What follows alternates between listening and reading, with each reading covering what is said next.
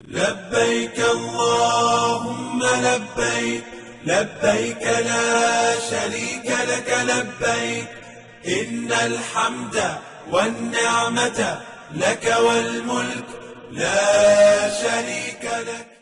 سعودی عرب نے 10 اگست سے بیرون ممالک کے زائرین کے لیے عمرہ سیزن شروع کرنے کا اعلان کر دیا، جبکہ پاکستان سمیت دیگر 9 ممالک کے زائرین فی الحال براہ راست سعودی عرب نہیں جا سکیں گے۔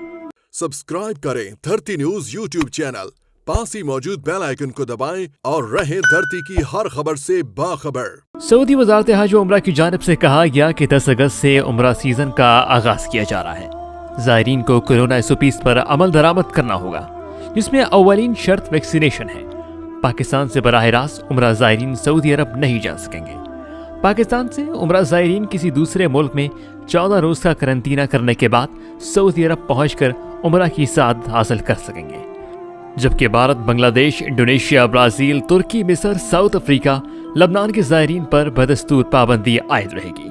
تاہم پاکستان سے عمرہ زائرین کسی دوسرے ملک میں 14 روزہ قرنطینہ گزارنے کے بعد سعودی عرب پہنچ کر عمرہ کی سعادت حاصل کر سکیں گے۔ قومی کمیٹی برائے حج و عمرہ کے رکن ہانیہ علی العامری نے بتایا کہ عمرے کے خواہش مند افراد دنیا بھر میں قریب 6000 ایجنسیوں اور 30 آن لائن پلیٹ فارمز کے ذریعے بکنگ کروا سکیں گے۔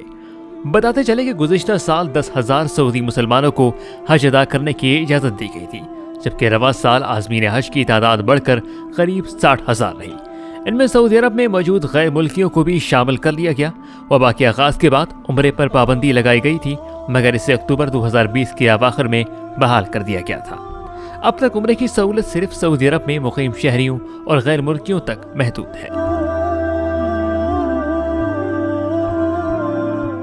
سبسکرائب کریں دھرتی نیوز یوٹیوب چینل، پاس ہی موجود بیل آئیکن کو دبائیں اور رہیں دھرتی کی ہر خبر سے باخبر۔